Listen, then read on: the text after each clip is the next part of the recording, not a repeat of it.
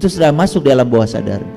Sehingga sangat aneh ketika anak ini dituntut untuk menjadi orang kaya ketika dia besar.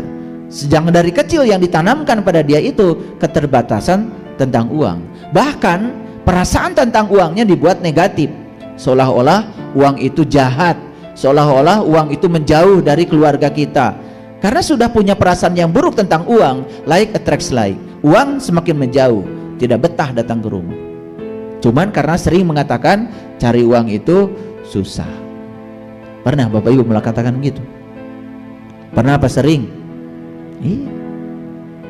Ada orang jual rumah, bukan bilang begini, insya Allah pasti ada rezekinya, saya beli. Kenapa tidak begitu sih bicaranya? Ini malah bicaranya, aduh uang dari mana? Buat makan sehari-hari ya juga tuh tambah lagi. Anak sekolah juga tambah lagi. Cicilan juga tambah lagi tuh. Jadi kita ini sedang menciptakan kenyataan di pikiran dan dibuat oleh kita sendiri. Kenapa sih bicaranya tidak yakin nanti ada rezekinya daripada ngomong yang tadi? Sering bicara begitu. Sering. Nah itu. Jadi aneh ya kalian itu. Mendambakan A yang dibicarakan B. Udah gitu nyalahin Tuhan.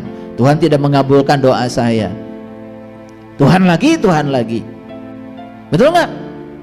Nggak ngerti alif lam mim langsung aja bilang hanya Tuhan yang tahu, padahal hanya kamu yang tidak tahu. Betul nggak? Ya pokoknya kalau dituduhkan sama Tuhan selesailah pengajian.